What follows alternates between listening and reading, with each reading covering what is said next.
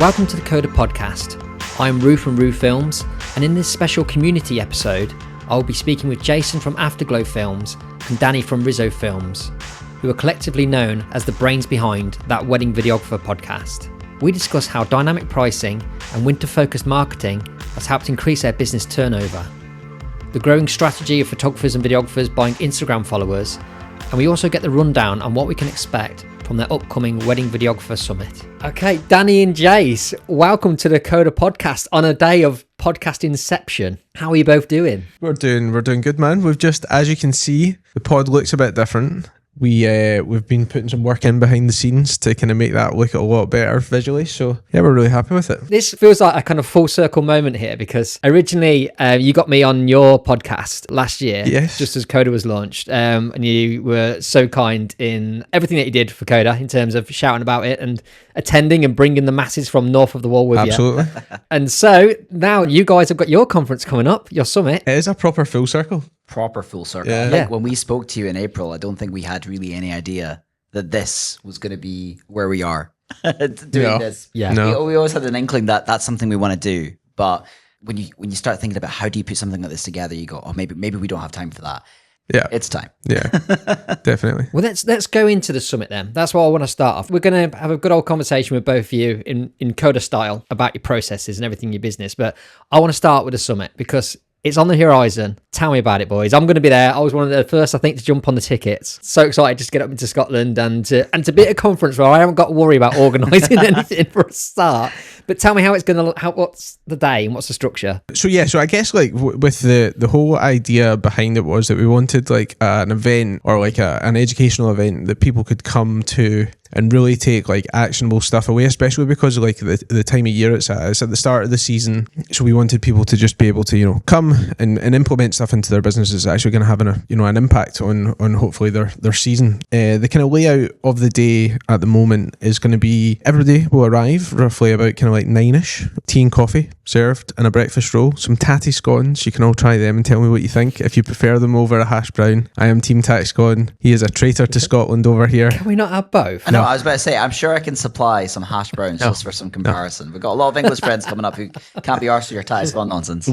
Listen, it's the best. It's the best. But anyway, so we'll have that, a little bit of a mingle, and then we'll get right into it. Jason and I will kind of like just introduce the day. I think the plan at present is, but this might change ever so slightly just because there's some new things that we can't talk about just now that are kind of like in the works. But if that does come to fruition, then we might need to do a slight rejig with the day. But at present, there'll be like 2 talks from 2 of our kind of like filmmaker speakers. Obviously, the lineup that we've got at the moment, we've got Joss from Luna de Mil Studios, awesome kind of like cinematographer. Actually hasn't really been doing like it that long, if I'm honest. Like I think he's roughly about the same time as me, but he has just went and he's been like a rocket ship. That's why he's fascinating to hear from, because like when you get someone with a progression that quick who finds a distinct style so early on, I want to hear from that person how they went about that, because for most of us it's a journey, right? Mm-hmm. It's a kind of finding yourself. I feel he found himself quite quick. Oh yeah, very quickly. He smashed it. I mean, winning the cinematographer of the year at the Love Story TV's awards last year, already a Musicbed partner. The guy is absolutely smashing it, and of course his talk is going to be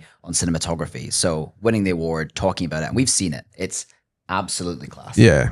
It's awesome. So he will be doing a talk. We don't know exactly the order of the day at the moment in terms of who's going to be speaking first, but that's one of the talks. And then we've got Greg Burnett from TWVP Wedding Films. I think everybody has seen Greg's stuff at some point online. So he's going to be talking about like the world of social media and how to kind of like leverage that in your businesses, because as we all know, such an important part of your wedding film business is essentially it's like free marketing, isn't it? And if you do it properly, it's it's such a great lead source.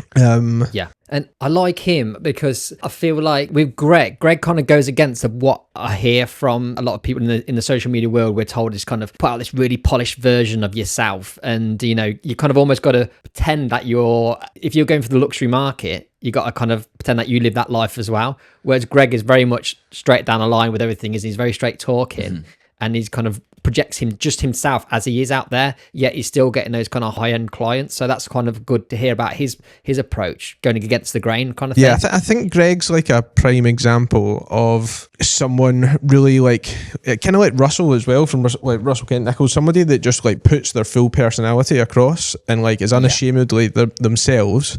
and people resonate with that, you know, clients and obviously, you know, the rest of the community. So yeah, so really looking forward to hearing his talk. I'm sure there'll be loads that I'll be able to take away from it as well. And then at that point, this is where I guess the difference is with the event. At that point, we're going to stop with the talks, and then we're going to have some time to go and speak to the industry pros that we've brought along. So we have brought 3 pros in different kind of fields. One copywriting, one Google and Meta ads, and then the other is on website and branding. And it means that, you know, people you'll basically have like an hour's break at this point. People will then be able to go and kind of like chat to them and ask them kind of like questions. And it's kind of like a no, what's the word I'm looking for? No pressure conversation. Because I think like a lot of the time people get like I know I did. I got a bit kind of like apprehensive about reaching out to people when it came to like branding and web design. Because I was like, if I inquire or ask some questions, they're just going to hound me. And then I'm going to be like $8,000 in the hole. Like, because I knew I would be. Can't say no to people. No, just because, like, more so just because I'd be like, yeah, okay, right, let's do it. Let's just get it done. And they would probably like tip me over the edge and it would be like a really emotional decision, maybe rather than a rational one. I mean, you know how it is, like whenever you inquire with someone, you enter some sort of sales funnel and you don't necessarily want to waste someone's time. You just kind of, most of the time people don't actually know what these sort of services actually cost, but they just want a bit of advice. They want to inquire or see if they actually need something like this. What you're going to be able to do when you go to these stations is type in your website. They're going to be able to look through it, give you some advice on what you can work on initially. Like copywriting, for example, is something I didn't even know was a surface that you could hire for this business. It was only until Danny did it with John. That was like, wow, that's fantastic. And John's done all the copy for our podcast. And it's like, it just transformed our words. And I think going to speak to people like John, John Carpenter, it's going to be an insightful process for people to look at their website and think of where they can make improvements. But also with like adverts, like Meta and Google ads. We've got Michaela from Get It Together, who's I discovered her through her Facebook course she did a couple of years ago. And just transformed my business back then, just allowed me to get the exposure that I needed. It made sense. It made sense because it can be really overwhelming. So if you're like looking to just get a launch pad on how do I get started with Google and Meta ads, Michaela's going to be able to sort you out. So this hour that we're going to have for the station break is going to be ideal for people just to kind of get those little nuggets of information that they need to implement to their business. So we also know that an hour is not really a long time in the grand scheme of things, because obviously with the amount of people that it's going, so we're going to have 2 separate kind of like station breaks over the course of the day, but they're going to be split up so that we can, you know, we have those kind of first 2 talks from the first 2 guys. We'll stop for a station break. We'll then stop for some lunch. There's loads of kind of different places around that you can go and grab a bite to eat, and then in about kind of like 45 minutes later, we will rejoin with either a station break or more talks, and then the rest of the day will pan out. We've got some awesome giveaways in that as well. Oh man, yeah, some big prizes. So many different prizes. It's actually unreal. So yeah, we'll be giving them out at a certain point in the day. We'll be trying to. Jason and I are kind of like working on like inventive ways as to how to do the giveaways. So you know, just T-shirt cannons. Oh yeah. So yeah, so we'll figure that. But there's some like awesome prizes in there. I mean, one of them is that somebody is going to be walking away from that summit with a new website. So like.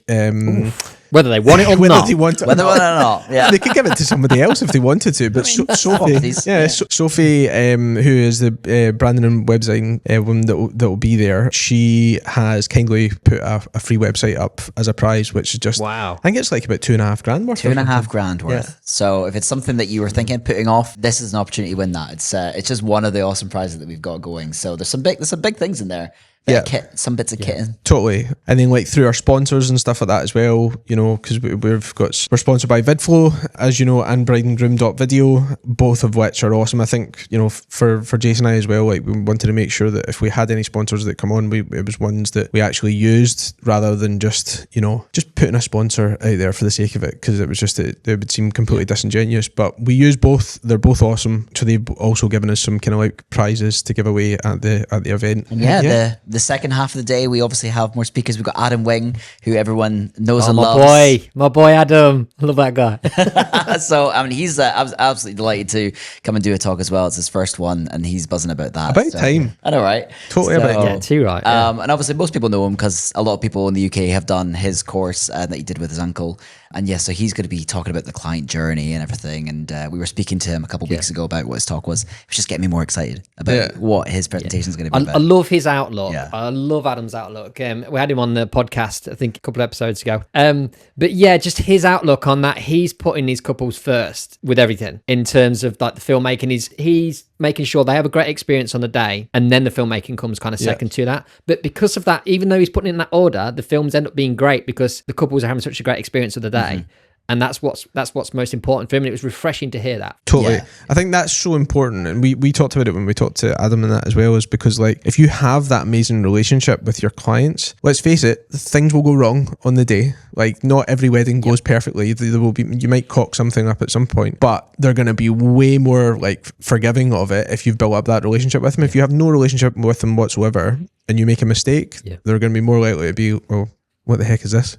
You know, but you can see that even in like all the feedback and stuff like that Adam gets. It's just like his clients are like gushing over him, you know? Yeah. Exactly. And he built his whole system of how he shoots on a wedding day is built around being able to react and capture what's important rather than overdoing it with too much gear to try and, you know, get overly cinematic and overcomplicate it. I was always impressed He's with gone that. simple so he can provide a good service, and that's really, it's such a great move. Really simple, but yet beautiful film. I envy that. Very much. I wish I never went and dived in with the 6 camera setup. I was like, yeah, okay, no, they expect too much. And then obviously following Adam, we have the one and only Matt Johnson coming all the way over. The man, the myth, the legend. Exactly. Oof, yeah. Even my wife knows who Matt Johnson is now. So I'm like, I was actually talking to a photographer the other day about the summit, and we were talking, saying who's coming, and then I said, Matt Johnson. She's like, the beard, Matt Johnson. Yeah. I was like, yes, we are getting to meet the beard. Yeah. You know, there will be an orderly line if you'd like to touch the beard. So yeah, we were super excited. I wonder how tall he is. That's what I'm imagining him is about my height. Well, you're not a great judge of like height and stuff. You said that I was like small and stocky, so I mean, you thought I'd be taller. You thought I'd be small. You thought I'd be a lot taller. Yeah, I thought you'd be a lot shorter than you are. Oh, really? Yeah. I thought it was the other way around. I drove back up from Birmingham thinking, Yeah. oh yeah, you thought I'd be, yeah, okay, yeah, so I'm just a giant, yeah. I thought you'd be, like a short lad like me. Yeah, but, that's it, man. We're not part of the 6 foot club. But we went on that, remember we went on that like Ireland retreat, and also like looking at it like Coda. I would say that the majority of like us filmmakers are like probably about between, you know, like 5'7" and 5'9". Yeah. Like from what I looked at for the height wise, it seems like those gimbals are weighing us down. Yeah. That's what it is. yeah. I did a corporate job with 2 other filmmakers once, and it was the first time in my life where I've been with 2 other males that have both been smaller than me. Wow. Whoa. Time it's ever happened. Yeah. I felt Man, massive. it doesn't happen often for us, but when it happens, you got to run with it. You got to run with it. Oh yeah. I was slapping them on the head, you know. They actually, in Ireland, when they did a massive group shot for the entire people at the workshop, they stuck me and Danny to the back because we were in the tall group. Nice. I have never been in the tall group in my whole entire life. Because the main comments I got at Coda, I swear to God, it was like, Russell Nichols was shorter than I expected. He was, mate, actually, I said that when I met him, and I was like, he's the same height as me. I was like expecting like 6 foot or something like that. Maybe it's the hair. Yeah. It just gives that aura. He does have that aura, Yeah, tall aura. Yeah. So we're super excited to have Matt, you know, come over. I think when we got off the phone with Matt that time, and just like we were kind of like feeling out if he'd want to come over and stuff, and he's like, yeah, let's do it. And I'm like, I've never been to Scotland. Yes, we'll get him some whiskey, like, we'll get him some iron brew, brew, haggis, Thai scones, full shebang. I mean, I don't even need to pay him. That's just what he's getting. Like, that's how you lure him over. just throw haggis at him. There you go. Open your mouth. And what's his talk going to be about? So he's going to be talking about like YouTube and leveraging YouTube as like a wedding filmmaker, because I think like even though we are filmmakers, I feel, because I look at a lot of kind of like people, or I'll search for a lot of people on YouTube. There's a lot of people that aren't on there. There's a lot of people that are on there, but like they have not sorted out their posts SEO wise. So they're like, would be super hard to find. They're like not titled properly. They don't have all the correct tags and stuff. So I think his talk is going to be really useful to give people a bit of a kick up the arse to go, you're a videographer. Why are you not utilizing a video that's a video platform, a platform that's built for us, basically? Why are you not using it properly? Let me show you how to. So yeah, he did say on the call that he's going to give a bit of tough love, which I loved. I want some tough love from Matt. But he's been doing it so long. You know, like he's like, when it comes to kind of like wedding filmmaking, I mean, I don't know if there's many more that are more qualified to talk on the subject, you know, so. I mean, he's been setting my cameras up for the last 6 years. Like whenever he releases do camera review, like, and this is how you set up. So it's all done at Matt. So it's going to be awesome to finally meet him and party on down with him at night. So yeah. And it's so true when you're saying about YouTube. Like, YouTube is fundamentally a search engine, right? It's owned by Google, and it's a search engine optimized for video as well. So, like, we need to be making the most of that. It's baffling, Absolutely. isn't it? Like, we have videos, we are experts in videos, and yet we're not using the biggest video search engine in the world. Yeah. Like, some people are great at doing it all the time, but even then, there's tools that you can use that can help your videos perform better, help you reach the people that you want to be reaching. So. I think, I don't know if a lot of it though is down to the fact that because like we're used to like getting almost like the instant gratification from Instagram because you get the likes, you've built up your following and stuff like that. YouTube, it's a bit different. So like it's a bit of a slow burner in terms of like, because the only metric really is kind of like getting follower or subscribers, isn't it? So like, I mean, I've been doing it, I've done it pretty much since day dot, and I think just now, and I think I've got like about 500 or something, so it's not like massive, and that's me been doing it for like 3-4 years or something. It's but not quite rude numbers, is it? It's not. But that's obviously just for your like personal page, but it's not really, a lot of the time it's not really down to just that. It's also that like clients are going to be searching for, you know, if you're at a certain venue, you know, they're going to be like, oh, you know, Kinmount House or whatever, you know, wedding film, and then up pops me about 6 times. Because subscriber count is absolutely pointless for us in terms of if you're just posting your wedding films and you want clients to find your wedding films, because they are a one-off customer. They're not going to want to follow all your films. So it's the people that search and find you. But it's like a mentality switch, I think, because when we think about YouTube, the way I use it, I'm always thinking about the top creators that have got massive, you base their success on how many subscribers they've got. So it's almost one of those things, if you haven't got massive subscribers, you almost kind of like feel, oh, I'm a bit embarrassed about my YouTube. I don't really want to share it. But it's not about building a kind of sea of subscribers that can look at your videos all the time. You want those single couples to find what they're looking for. So, unless you've got an ulterior or a different, I guess, agenda with YouTube. If you're wanting to get into the education game or whatever, then obviously you're wanting to attract more people to watch your content or stuff. But when it comes to like just trying to attract clients, that point is kind of in some way irrelevant. Yeah, you know when you go to a venue and you see they've got brochures, not brochures, photo albums sitting on like the table at the reception. Photographers have managed to lay their photo album there. This is the exact same, but for video. Like, so if you're going to be 100%. Top ranking for a venue, people are going to search for that venue and they're going to see your work at that venue, and then they can imagine what their wedding might actually look like. So it's a great tool. I think we all know it. It's just about having the confidence to go, am I wasting my time by posting this incorrectly? I think Matt's going to refine that for us and give us all the confidence to put some decent posts up. I really like the kind of like the station aspect that you've got going on as well. When you get to go around to speak to these people, because I think what's quite important for people to realise that as this part of this job, as self-employed people, we take on every single role ourselves. But if you look at any business, all the roles we take on get handled by a separate department or a separate person. So you've got like marketing, you've got accounts, you've got you'd have an editing team, you'd have like a production team, you'd have totally different sections, but whereas we try to take that all on ourselves. But there are people out there that are way better at these jobs than we are, and maybe we're doing all these roles, we're probably spreading ourselves a little bit too thin. But there are people that specialize in certain roles, like kind of ads and copywriting. Outsourcing to them will free you up to focus more on the things that you're actually great at, like actually making the films themselves. Totally. I think like something like ads or utilizing kind of like meta ads and stuff, like for me, that's something I just don't really do.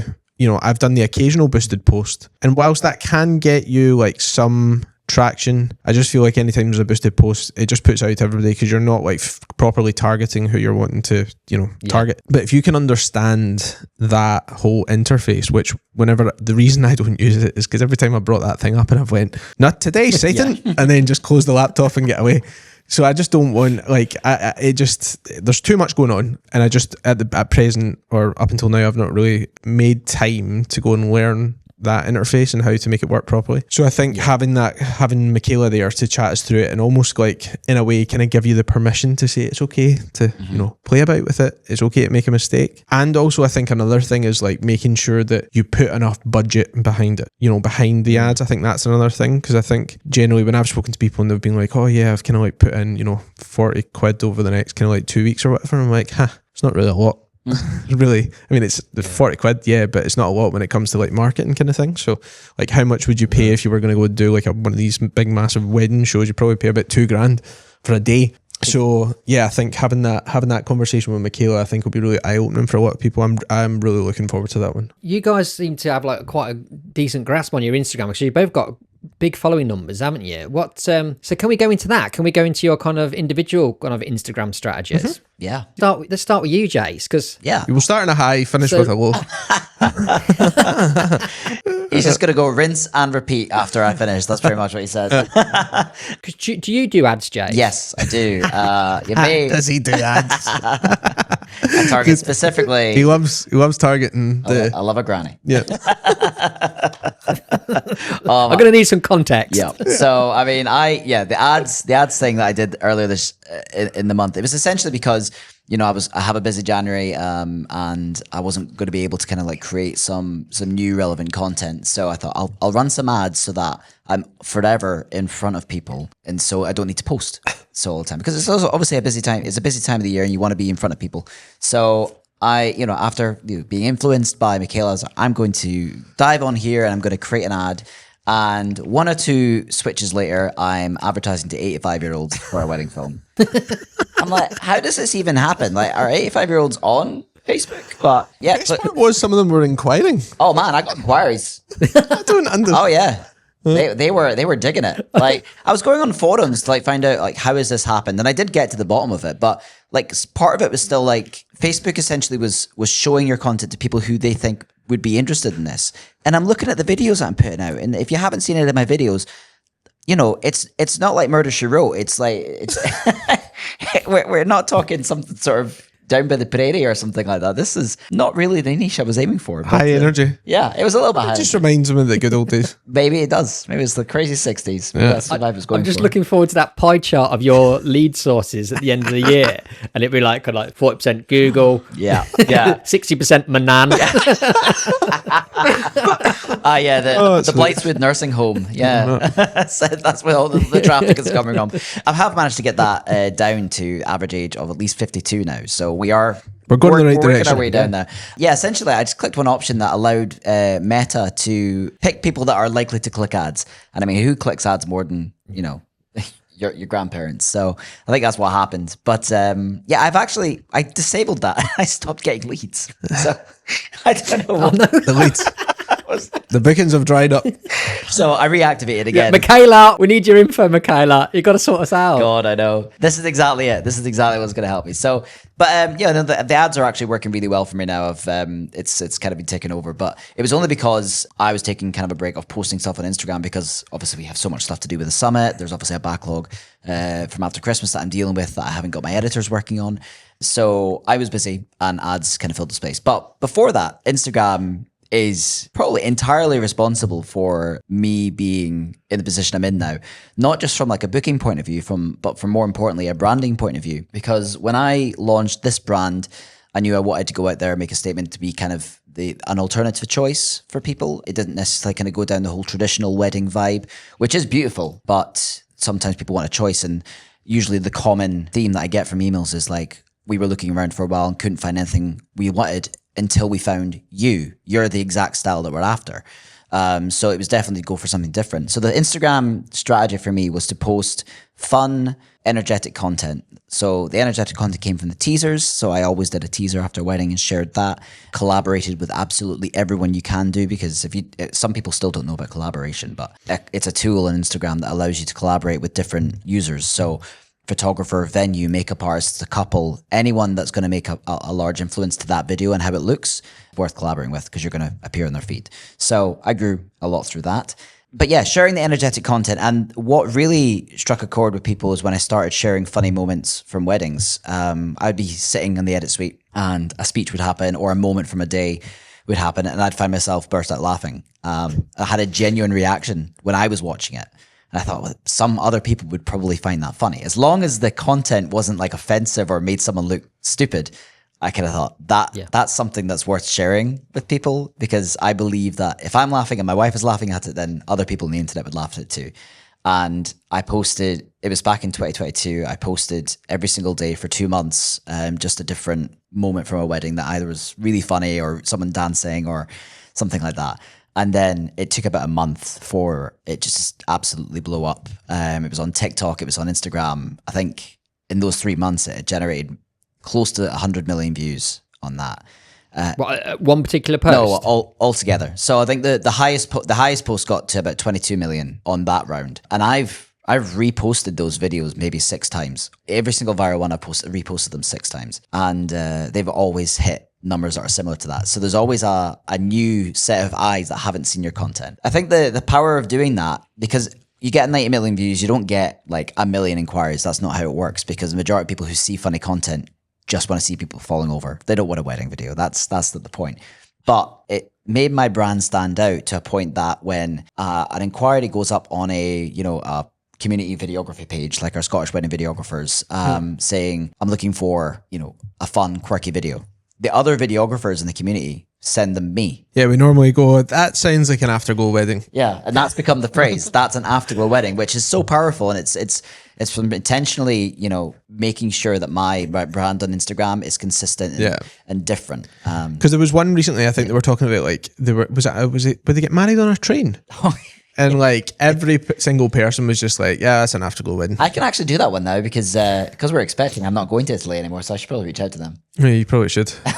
But yeah, that's an Afterglow wedding. That's kind of what has happened through my strategy on Instagram. So it's you don't have to post every day. I think I still get, like, the last time I did a run of Instagram posts was probably in October, and there's enough juice still left in those posts that I'm still, like, I think the reach for the last 30 days is 2.5 million from that. Oh, wow. So I'm getting 2.5 million views every month from those videos that I posted 4 months ago, and that still comes up in feeds, and I still get inquiries from them. You don't have to post every single day. It's just, it is encouraged, but it's almost impossible. And when you are posting, are you doing anything to kind of optimize that post in any kind of way? Are you like putting certain hashtags in? How is that content getting found and going viral? So I follow Yeti, which is the head of Instagram. I don't know if you do as well, but it's really useful to do so because he launches reels every week, kind of giving you advice on what they look for to push content. Right. He said recently that hashtags were kind of null and void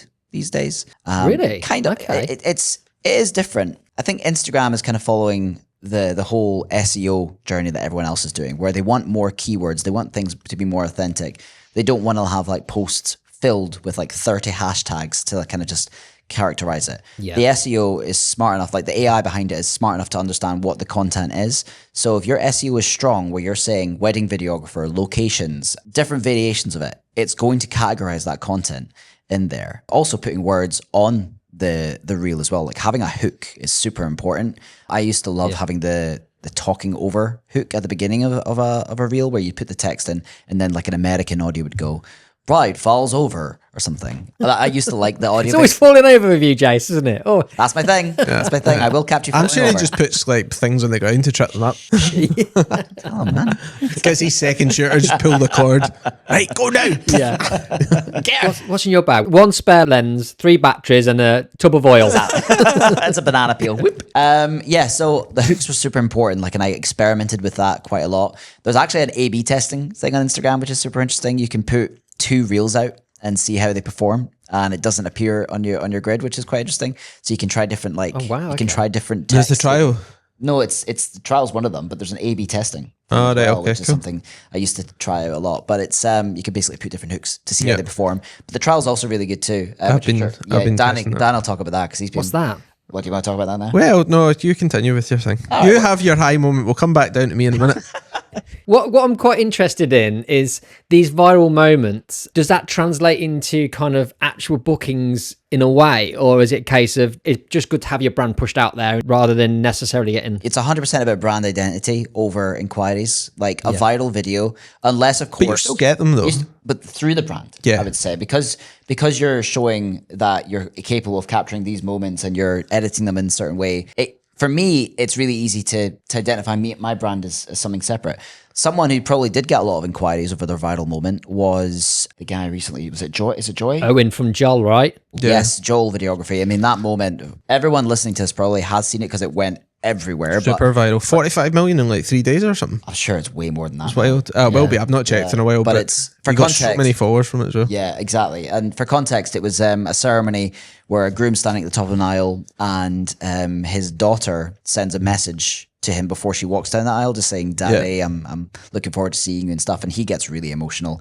It's shot absolutely beautifully, and I guarantee he got inquiries from that. Well, that's what I was going to say, right? Because I think so moments like that, I think will transfer into bookings more so than maybe like a bride falling over. Okay, because for instance, people maybe or a groom falling over, but people will find that funny. So they'll maybe follow along but they're maybe not necessarily looking for, a wedding. However, somebody who's maybe got kids and they've booked their wedding, they're like, oh my God, I love that. We don't have a videographer yet. Let's have a look and see his stuff. And then obviously, his stuff is epic. So I would bet money on the fact that he's probably had a lot of inquiries from that, because it's like hitting that emotional aspect of the day. And I think other filmmakers that were like epic at doing that was J-Mac. They had a massive amount of success. J-Mac are based in the US. They had a massive amount of success and following from it, from just sharing these little moments, Yeah, they were actually the people who inspired me originally to start posting those moments. But yeah, sometimes you will get bookings from it, but the cool moments are like if you go to a wedding show or you're at a wedding and someone kind of recognizes one of your reels. Or I was at a wedding show and someone said, I've been loving wedding content. I saw this video where this videographer like asked people to chase them and run down a hill and like put like Leonard Skinner over it and stuff. And I was like, oh yeah, that was me. That was me. Of course, you're talking to me. Of course. And I am the genius behind this. that happened. Yeah. That to be fair, that one actually got me a load of inquiries. Because it was me working. Yeah. So they saw how see that you're a maniac. Yeah. So that one did work quite well. You look unhinged. It's essentially like, you're banking on the future. If people get into your wedding content before they're even engaged, I've had people say that I've been following you for the last 3 years. I'm now engaged. I'd like to inquire.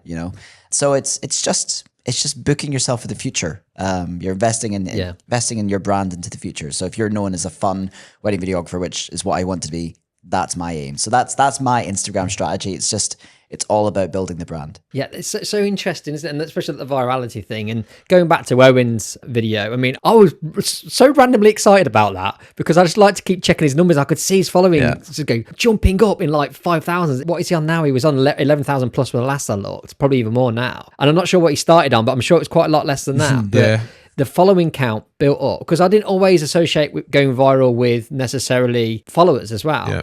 But what was interesting to see on that video, I mean, first of all, let's give props to how well he captured that from a multicam point of view. Yeah. Well done, mate. Smashed it. Good. Beautiful ceremony coverage, that rear angle, wonderful. And the sound was spot on. I'm assuming he had the original recording to drop it. Probably had a RooDog on there. Yeah, of course. Yeah, otherwise it wouldn't have gone viral without Speaking of RooDogs, we'll be back with you after this scheduled break. Yeah, Roo here, just interrupting the podcast with a quick... But what was cool about... If you looked at all the comments on the video, because he didn't show the daughter actually walking down the aisle, right? Yeah. So everybody wanted to see that moment. So they would be jumping on the follow to then hopefully when he posts the next video. Yeah. Like for part 2. Yeah, so that whole kind of like part 2 section really does help in terms of getting followers. Don't give them all in the one video. Leave something to the end. But then not long after, he dropped his Win Your Wedding Videography competition, didn't he, to his followers? He's a smart man. We're talking absolute genius strokes of marketing here. Yeah. That was like perfect storm of like content and dropping that at the same time. Yeah, hats off to him. But it's not luck. This stuff isn't luck. This is like, you look how he's captured it. That's years of experience of great filmmaking, and it's all just come together for that perfect moment, and then took advantage of it in the best possible way to make, drive that business. Brilliant. The poor lad's literally just got to do every wedding next year is going to be with that same the same message. Yeah. I mean, it's definitely not like the be all and end all to go viral. I just think for my strategy, it definitely helped because I mean, it's worked though. It's worked for me. It's worked, and you've got like the social proof aspect of things, you know, because you're at what? How many thousand followers now? 27? Yeah, 27. Yeah. 27. He's recently became a friend of the brand of Musicbed, you know, because they're kind of like taking notice as well. Mate. So, Should think so. The amount of tracks you're using in your film. I know, man. so it definitely works. Yeah, no, it's done well by me, but yeah, there's so many different strategies, and I think your strategy is actually a lot more conservative, but it works so well for your couples. Yeah.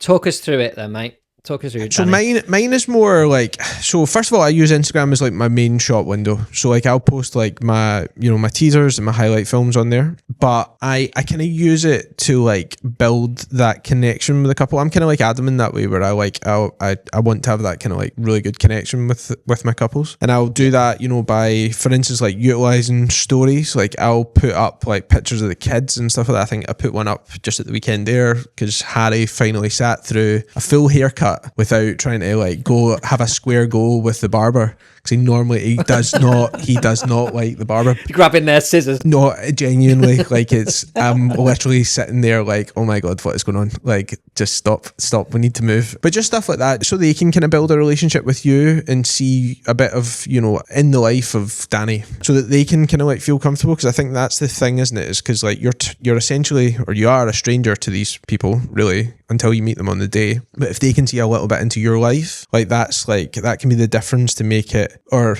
enhance the emotional decision of like wanting to book you, because they're like, oh, I love this, he's always out with like the kids or whatever, and it's not like I'm using the kids, and I'm just wanting to let people just see a little bit of a window into my life so that they can have that connection with me. And it's really like, I know certainly with stories definitely helps, because it keeps me front of mind, not only with the couples. They can see that I'm active, they can see that I'm doing stuff. I'll maybe like do like a kind of time lapse of me editing at the editing station and stuff like that. But I do that just to make sure that I'm kind of like in the top, in like the story feed on Instagram, and you'll normally see generally the same people are always top. And I kind of want to be in that kind of like first position, so I'll just constantly just update stories as the day goes on, just so that I'm always in that kind of like top position for people.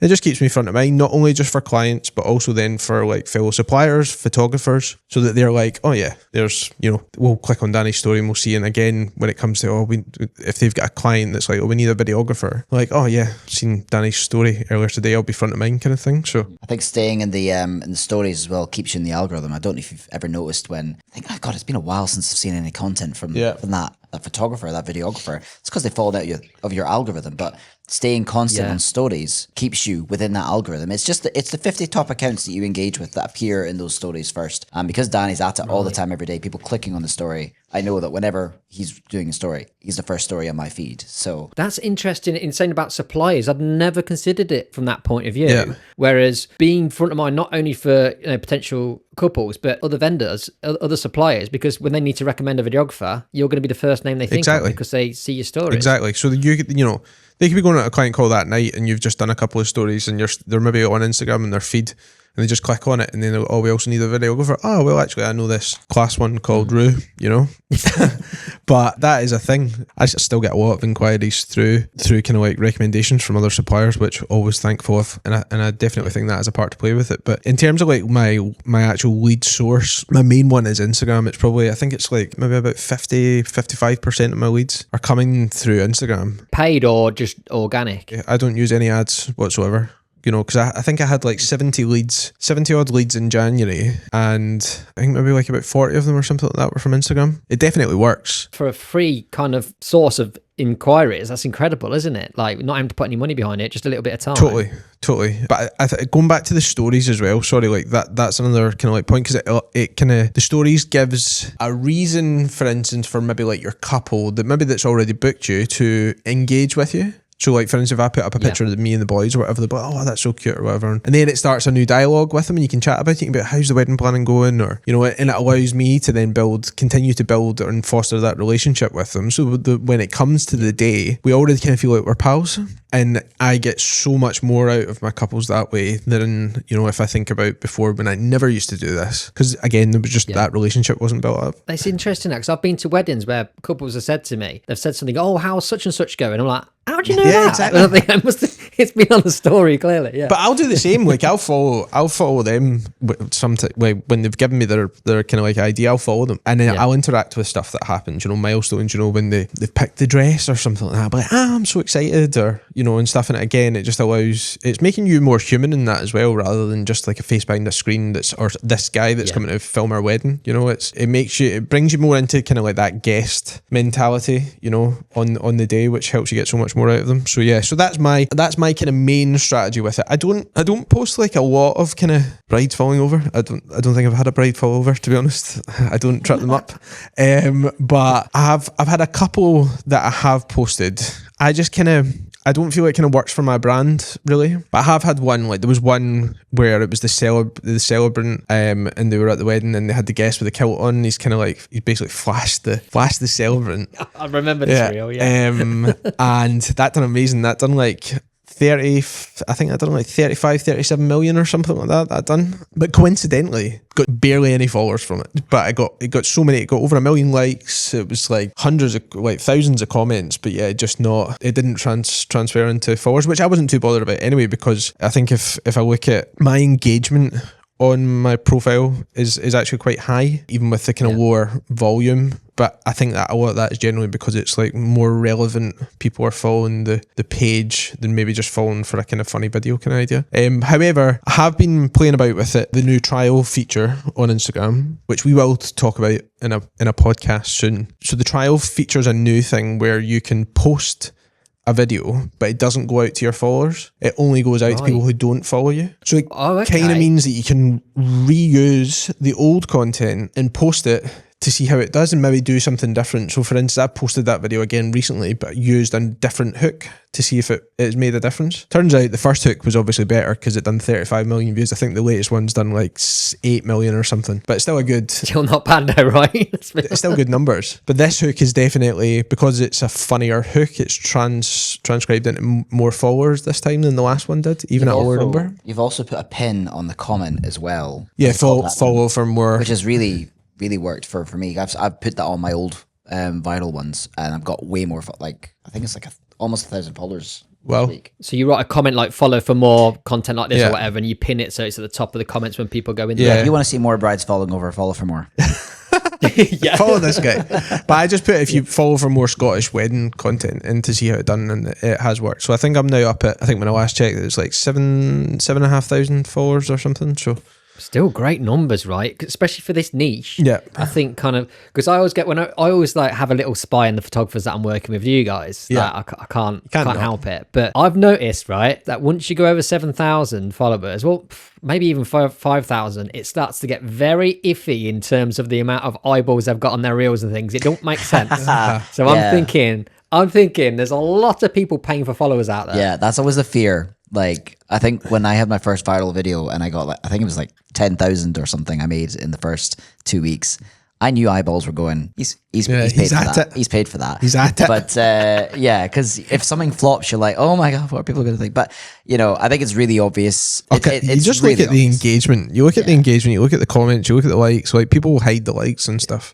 But you can still look at like... I mean, why would you do that unless you have paid for followers, right? Yeah, why would you hide the likes? Makes no sense. Exactly. But you've got like 150,000 followers and you've got like, 4 likes on your post or something. That makes absolutely no sense. And in case like it needs to be said, if you're listening, do not buy your followers. There's a simple reason, right? It might look good that the numbers are there, but if Instagram shares your content, Instagram wants people to watch content all the time. If you release something and less than 0.5% of your audience watch that bit of content, Instagram thinks your content is rubbish and will show it to no one else. Correct. Don't do it. And also you can tell when you look at the follower list, and now people can hide who actually sees their followers as well. I mean, Instagram's almost giving like everybody the tools to like hide mask that they're doing this. But you can go in and you can see it, and it's like you've got all these accounts that follow like 2,000 accounts but have no posts and like have never posted. Or have like 9 posts all on the same day from 2023. Yeah, it's just like they're obviously bots. So I think clients are also. I think that's well, I don't think I know, because I've had clients that have said, you know, we've been looking at a couple of people, and one thing that we noticed was that you seem to have genuine people following you, rather than we've went onto some accounts that have really high follower counts, and it seems as if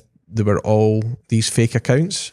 So like, I think a lot of the time people think that our clients are maybe not clued up and stuff like that, but they definitely are. I don't know. I reckon I disagree. I think most of them haven't got a clue and just see that number and they're like kind of bowled over by Some it. Some will be, but I think a lot will look at it. Yeah. I think a lot will look at it. I think it's not. I guess it's maybe somewhat split down the middle. I agree. I think there will be. I know there's people out there that go, oh my god, he's got 20,000 followers, and don't look at it. But in the same hand, I know firsthand from a few that have kind of said to me about it that they have noticed, you know. So, and I think you lose that trust there. You lose that trust if they have looked at it and kind of twigged, I guess, you know. Because when I look at it from a kind of like, I don't know, just from a business level, like, it's not something I'd want to do. I don't know. I'd feel a bit icky about it, to be completely honest. But if you're just paying for adverts anyway to get majority of eyeballs on your work, then by having a bigger follower number, I think you're more likely to get a booking from having a higher number than a lower one. But the only downside to having fake followers is that you don't get the engagement, so your posts don't get pushed out there. But if you're paying for adverts anyway, that's going to get pushed out there and bring people to your page. And then if you're put up against they're choosing between someone with, I don't know, like 2,000 or whatever, and then someone with like 20,000, you're thinking, oh, they must be the better videographer because they've got bigger numbers. What do you think? It's a fair argument. I mean, if that's the tactic you wanted to go down, the only problem with it... I mean, I don't No, but like, if anyone thinking... like, this is Roo asking for permission. He's like, will this work, boys? Tell me, because I've got a great idea. Let me know what you think. I mean, that idea absolutely would have some clout. If you were paying for adverts to get forced in front of feeds and also had a following to match, then that if people were purchasing that way, the only thing is that that's the only way you could ever go down.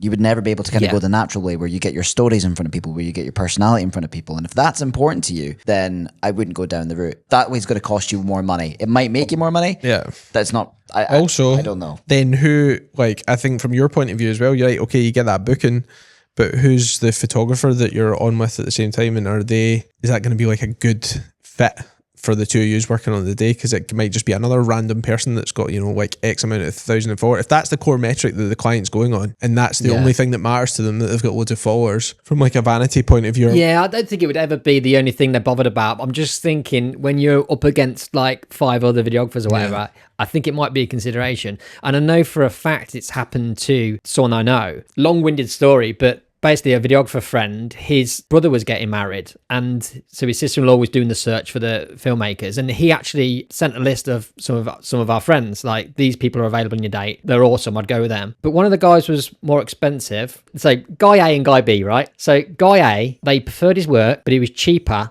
and didn't have as many followers as guy B. Guy B was more expensive, but they didn't like his work as much, but he had more followers. They wanted to go with guy B because they thought he must be the better filmmaker overall because of the numbers, like higher price, more followers. And I thought that was just absolutely fascinating. Yeah, that's a bit ludicrous. I wonder. I'd be interested to know though if it was the price or the followers, because we've talked about this obviously before in the pod. I think your price definitely has a factor to play in terms of what the client views as like quality. If you're charging more, they expect it's going to be a better product, even if maybe the stuff that they've looked online isn't. It's a mentality thing, isn't it? Often, like, you get something and if it's a lot cheaper than you're expecting, you're sus. You're like, oh, there must be a reason. Proper it's cheap sus for a reason. So you want to you need to find that level that's kind of the top end of what people are expecting, so they think you're high quality, but then not too much that they just can't afford you. Exactly. It's finding that balance, but who knows where that is, right? I saw something on Facebook the other day, and I meant to take a screenshot of it so that I could show you it, but it disappeared before I could. But essentially, there was someone on a forum saying, like, I'm a bit overwhelmed when it comes to booking my wedding videographer. I'm seeing companies advertising a lot, and I'm worried that they're advertising because they're not getting booked enough. And then I'm seeing people charging this much and then not so much. And I see people with these followers and then not so many followers. And I just don't know what's the right thing to do. And I think the majority of the times you're going to get people booking you through your brand, your personality, and the content you put out. And there's a very minority of people that get overwhelmed and look at the vanity metrics. So I wouldn't worry too much about it, but there's always going to be people there that make decisions based on completely fabricated tools. But basically, long story short is just don't buy followers. Don't be a dick. Yeah. Don't buy followers. That's it. That's all you need to know. But I will follow you for £5. Exactly, yeah. If you are still delivering your wedding films on a USB or struggling to find a sleek, professional way to showcase your work, it's time to upgrade your delivery experience with VidFlow, the ultimate online gallery for wedding filmmakers. With VidFlow, your couples can watch their wedding films in stunning quality on any device, including their TV, making it easier than ever for them to relive their best day with family and friends. Plus, with custom branding, easy downloads and cloud backup, you get a premium, hassle-free delivery solution that makes you look as professional as your films deserve. I've been using VidFlow for the last year and my couples have been amazed by its slick interface, especially on their TV. It's like having their very own Netflix of their wedding films. You only pay for what you need, and each of my 4K galleries only cost me about £15, and they stay online for 10 years, so it's a complete no-brainer. Join thousands of filmmakers who have already made the switch, and try VidFlow for free by using the link in the description. Take your film delivery to the next level. Now let's get back to the episode. Can we talk about what you deliver and what you're charging? So I've kind of just had a bit of a continued to like evolve the pricing and kind of like the package offering. I'm forever tweaking with it. I can never seem to sit still with it. But at the moment, I've got 3 packages. The way that it's set up, the first one is like a highlight only package. Comes with ceremony and speeches. It's kind of like designed for people that are either like last minute just want to book a videographer, or like they want a video but they're not like super keen on having like a really long form thing. Like they just want a nice kind of like short 5 minutes and that's it. So that one at present starts at 2,300. Nice simple edit. How long's that film? 4 to 5 minutes. 4 to 5 minutes. So it's kind of standard highlight film kind of length. Barely anybody goes for that one, to be honest. Yeah, it's just I maybe get, I don't know, like 5 bookings a year at it or something like that. Like it's not massive. Main one that everybody goes for is the feature package. So that has everything that's in the highlight package, except they also get like a 15-minute film.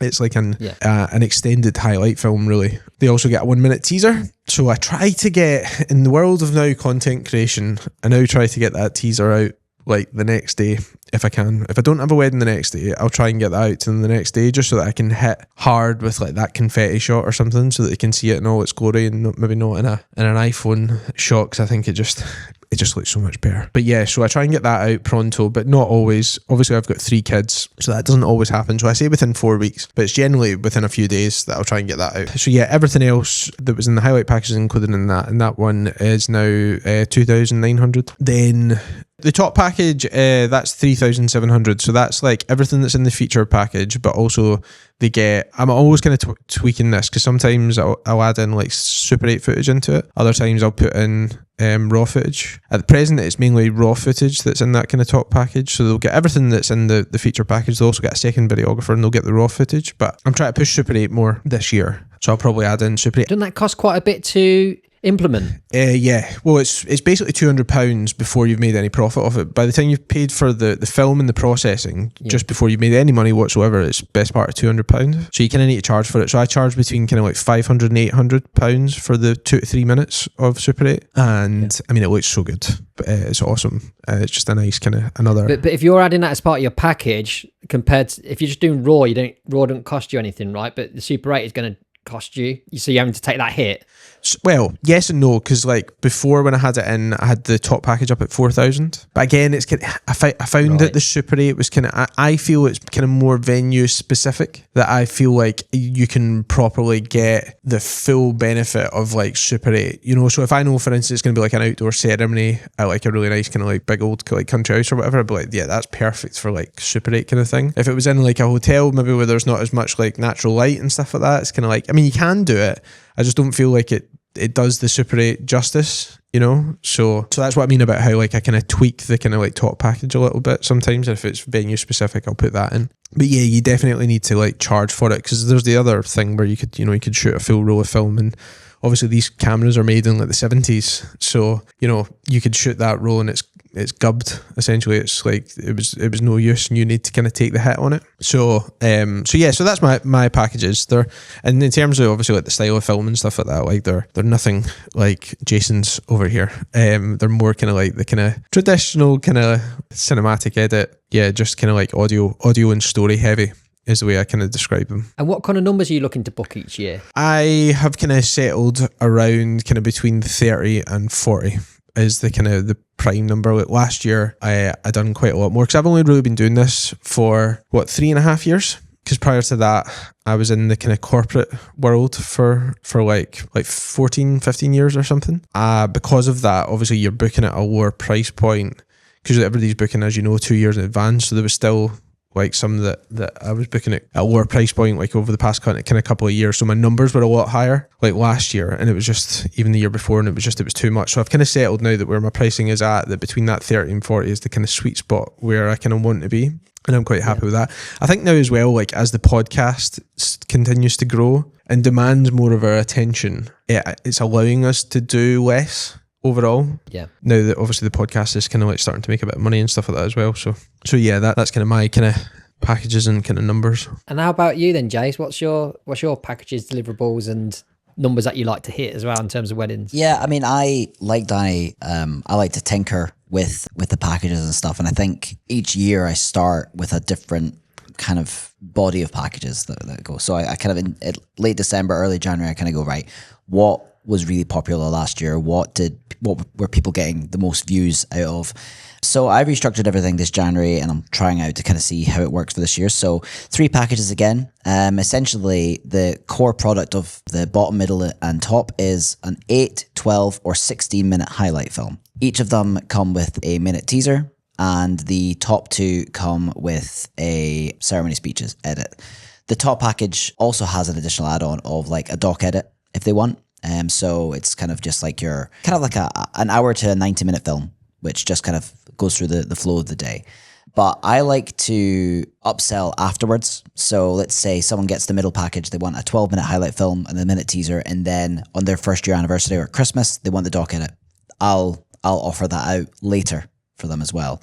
So you can usually get people on to the top package later by just kind of splitting up the payment. And that's kind of like a Christmas or a Black Friday kind of deal that I'll do. And I'd say that a lot of people, and the prices rather. So yeah, so the bottom package starts at 1,900, and then it's 24 for the middle and 3,000 for the top package. And sometimes I'll offer like a seasonal discount as well. Like, so maybe in October to December, if things are quiet, I'll knock like £300 off those. So I kind of do what's the word? Dynamic pricing, is that it? Mm-hmm. Yeah, dynamic pricing. So yeah, just to kind of fill in sort of weekdays and things like that. I remember I was looking at my calendar on Studio Ninja, and there was so many leads, but no bookings for like months like March and October. And I was like, what could that what's possibly causing that? So I did a little bit of dynamic pricing just to test it out, and those months just filled up. I don't know what it was. Maybe just people booking venues for cheaper, and they wanted, a cheaper package. But it was easy enough for me to accommodate that. So that's the kind of numbers, that the packages and stuff. Numbers wise, I mean, last year was probably the busiest year for a lot of people. I think a lot of people say that anyway. I ended up doing like 55 last year, which was a lot, and probably never want to do that again. But yeah, so I mean, 30 to 40 would be ideal for me as well. I tend to book last minute. It's really quite weird. Like last January, I had 27 bookings for the year, and obviously finished on 55. They're all booked within the same year, and the same thing's kind of happening again this year, where I was on 26 in January for the year, and that's up to now 31. The same thing's kind of happening again. So yeah, I'd like to max out at 40 would be good, just because the podcast is doing quite well. So that's kind of where Afterglow sort of sits with its packages and sort of aims. It's really interesting there about how you worked out that kind of time slot of where the bookings, you're getting inquiries, but the conversion rate was down. Mm-hmm. This is the power of the knowledge of your own stats and having data. You can then make data-driven decisions. Yeah. Because let's be honest with our packages, we start off with just picking a number out of our arse, aren't we? And then we just gradually increase that number out of our arse with other numbers out of our arse, and until you hit a point where maybe the bookings don't come in as much. So, but you need to know when that point is. Mm-hmm. So when we found our sweet spot in terms of booking. So do you do anything in particular to collect your data to be able to have that knowledge? Studio Ninja was really visual. I mean, you use Studio Ninja, right? I'm 17 Hats. Oh, okay. Well, so yeah, similar. Yeah, similar. Well, okay. So on their calendar diagram, red is a lead and green is a booking. And I never delete my leads. I just keep them there all the time because I like to see just how many potential misses I had essentially on a day.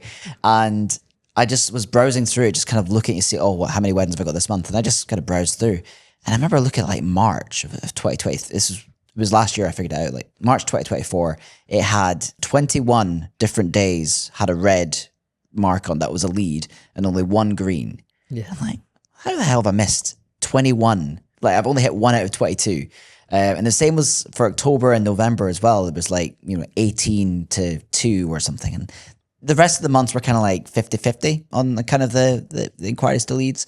So I was like, what's happening in these months? And then I looked at 2022, like 2020, I looked at the previous years and it was the exact same thing that happened in that. So I was just, okay, well, let's try something else. Let's do like a winter special type thing. So I've got a PDF that's for inquiries on certain dates and PDF that's on other dates. And as soon as I started doing that, it just seemed to be connecting more. Changed the wording to kind of fit more around a winter wedding vibe, kind of similar to how their venue might be pitching to them or, any other supplier.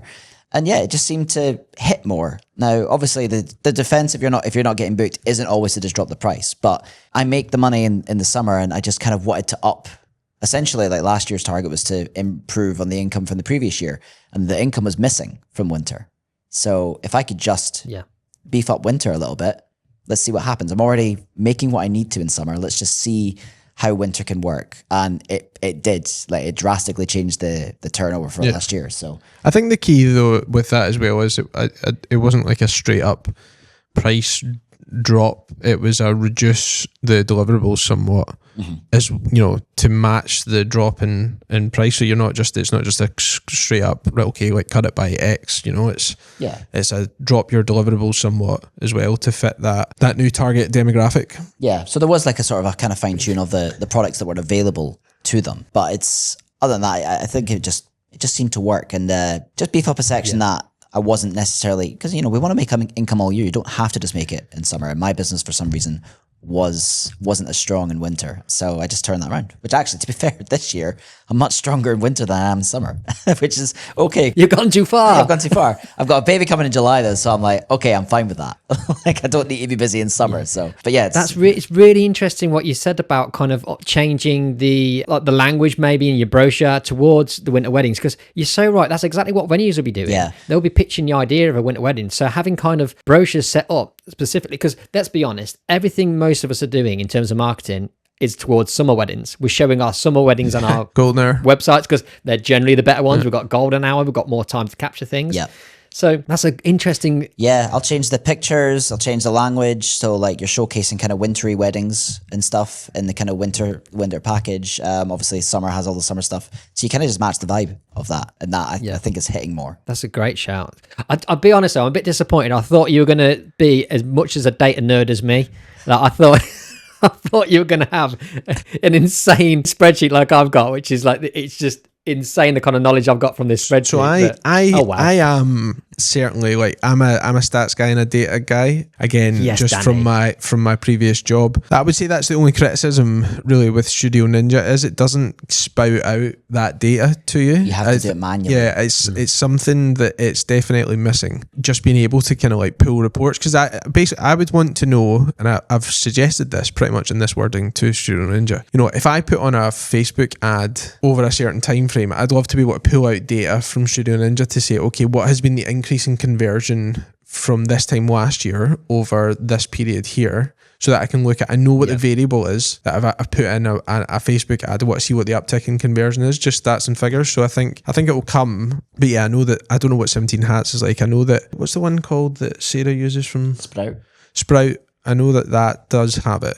and it looks really nice, and it has, you can dig into the data a lot more, because data's king. So if you can get that stuff and really kind of like manipulate it to try and figure out, okay, what's having an impact here, what am I missing?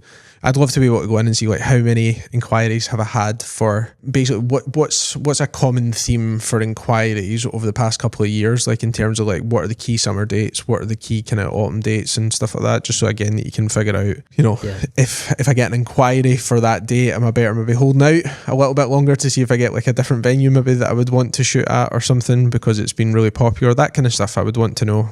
so that it lets me make more of an informed decision on my business. Yeah, don't get me wrong. I love analytics. I'm crazy for it, right? But you have to manipulate. You have to input all this data manually. And one stat that I do look at each year is like when it comes to looking at your future year, where were you this time last year for your future bookings? Yeah. So like in October and November, I always look right where I'm at for next year. And October last year, where was I at? What were my kind of lead counts? What were my inquiry count? Like what were my bookings looking for next year?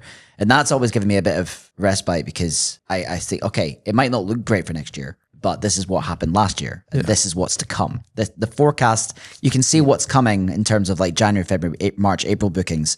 And if you don't hit that, then something's changed. I don't necessarily have the spreadsheets, but Studio Ninja has enough for me to make informed decisions. Yeah. You can do like calendar, like and see what your inquiries per month were to conversions, and I just want more. I'm greedy. I'm greedy when it comes to data. Like a good stat that we can see is obviously how many inquiries we get compared to how many conversions. Yeah. And obviously, like Danny gets a lot of leads, much like probably 3 times the amount that I get, but we match on the bookings. So like my conversion's much higher. Yeah, because I think people that come onto your site are like the niche. It's the niche. So there's not really like not a massive pool of like alternative kind of like videographers, certainly up in Scotland. Yeah. So he's kind of like cornered that. So they've bought into your style if they're on your site. Whereas, say, Danny, you're similar to me. Our styles are quite similar, right? So there's quite a few people that do our style. So there's more out there to kind of choose from. More choice and at different price points. So that's why you kind of need to try and capture them with the branding. So so my lead, like, because I think I got like, I don't know, about 500 odd leads last year, but the conversion will be a hell of a lot lower than that of you who got however many leads. His will be much higher, you know? So good bit of analytics there, like that. Man, like you need what I've got. I went to town on this spreadsheet and it automatically pulls the data in from my emails and puts it into my spreadsheet for me. Roo sheets. Hey, mate, Roo sheet coming soon. We joke, but I'm working on it. Of course you do. But it's got the data I've got. I know where the total of leads, total of inquiries. I've got a table of lead sources and their leads and conversion rate as well, so I know all my best leads and what I need to put more time into, where I was this time last year across the year, and even down to like there's so much on it, but there's even down to the detail. I know what day of the week majority of my inquiries come in, so I usually then utilize that for when I'm doing any kind of marketing things. I think I put them out at this on this day, but having that kind of knowledge of your data is really powerful, isn't it? And just to make business decisions in terms of pricing, but also from that data, well in advance if things are going wrong. Like one thing I noticed on mine is I also have like the top 5 lead sources for each year just in a separate thing, just so at a glance I can see it. And I noticed that Google was always my top, but then that got swapped over to Instagram, and then Instagram took over. But then last year that dropped down, and that's just indicating to me that I need to put more time and effort into my Instagram because I've clearly not put enough into it, and that's where I'm getting like a bit of drop in kind of inquiries. So having that kind of granular knowledge of your data can really make kind of super nerdy business decisions. But it's key though. All businesses are the same, that's why they invest so heavily in kind of like data analytics. But Curie, what's your day of the week? Mine's a Tuesday. Let me have a look. Mine's is always a Tuesday. I get like pretty much every Tuesday I get like 3-4 leads, 3-4 inquiries. Mine's Sunday. It's always a Tuesday. Right after Midsummer Murders. The murder she wrote. Mine is Mondays. Monday. Yeah, Mondays mine is. Like on total over since 2016. Yeah, it's been Mondays. Interesting. Yeah. And then, but I've also got it highlights here which ones are like over the years. So for this year it's Thursdays. Wow. But last year Monday and Tuesday were tied. The year before was Monday. The year before that was Monday. And then a Wednesday back in 2021. 2021 and that was such the Wild West there, wasn't it, in terms of inquiries. I don't think that data is so skewed to the point where I've got it highlighted like these numbers. Don't take these because this is COVID times and no one knew what was going on. But stuff like that, like obviously you've built that sheet, but I think we're starting to see it, with Apple and with all these different companies that are now starting to use ChatGPT, the AI models into their products. I don't think it will be terribly long before we start to see the AI start to creep into like these CRMs, and that will be so good. Because imagine just being able to type out a random question, it might take you ages to like manipulate your Excel doc to actually get it to give you the stuff you want. You've got if statements coming out your arse, and you can just go to we call our Chat GPT, because we've got one for the podcast. We use it for the podcast for quite a lot, and we call him Godfrey. So we're like, Godfrey, can you like, Godfrey, what give me what's my most booked day of the week going back for the past like 3 years, whatever, and it just spits out the data instead of having to. That's super powerful, and I don't think it'll be too long before that happened. Surely that's the thing now, right? And there's this specific like AI integrated, you can get it integrated with Google, like Gemini, that one can be integrated with Google Sheets, I think, because you used to be able to do it not long ago. You could actually ask it to write this formula for you and it would do it, but they took it out of Google Sheets, I think, because they put it into Gemini, like they're on a paid AI. There's nothing that I'm aware of at present, I might be wrong, but there's nothing that I'm aware of that is connected to like your CRM. Right, no, not to the CRM. I'm sure there's like downloadable information, because a lot of CRMs... It's just your privacy concerns. I don't know what the kind of laws are with that, about sharing that then data with another, because you're essentially sharing it with third party, aren't you? But what you could do is, if you downloaded all the information, put it into a sheet, and then exclude certain information, just have the date and like maybe a first name or something. I could do that. You could exclude certain information, and then it would have that. So yeah. So here's something. So I recently used ChatGPT. This is another thing that you're getting fresh dibs on this convo, because we've not talked about it on our podcast yet. But I used ChatGPT to see how it would do editing a wedding film for me. Now, when I say editing, I'm saying creating the story of the wedding film. So what you sent the transcription into it and then asked it? Transcript of the speeches in the ceremony. Yeah. And put it into, basically download the transcript, put the video files in, it created the transcript, take the transcript and put it into ChatGPT and give it certain prompts. Not just like, there you go, create me a wedding film kind of thing. It was quite specific on certain aspects, but I was like, want to see how it would do. I actually done really... It did a good job. It did do a good job. I said, Danny, this is the best film you've ever made. Prick. Cheers, Godfrey. What a dick. But I mean, it was good. It was really good. Like in terms of the story. I was surprised at how well it understood. Like the mission, because like it looked like it was, the storytelling was of someone who understood how to tell a wedding story, and it wasn't just like random bits. You did change it a little bit, because I did change it a little bit. So I was really surprised at how well it done. Now, I did make some changes to it because it wasn't like perfect. And like, listen, it also goes like, use shots of like a winding road or something like that. Bride falling over. Yes, any shots of a bride falling over would be perfect for this bit of the story. But it's interesting to see how it's going to go. Yeah. Because I was really surprised at how well it had done. So what do you do with that then? You get that. Can you then send that transcript that's created back into... No. Nah. So what I got it to do was timestamp. So timestamp the audio touch points that it suggested to use. Yeah. And I just used it as like I had no intention of like utilizing this for the film, but I just put it in and I was like, that actually is quite good in terms of like the story flow. Obviously, it's not this is purely just for the story. It's not the B-roll. Yeah. You know, you still have to figure out obviously all that stuff, but just to like get the story together. Yeah. It was interesting. And I think that's the thing with AI for me, and the way I've been utilizing it. It's never to wholesale take anything over for me.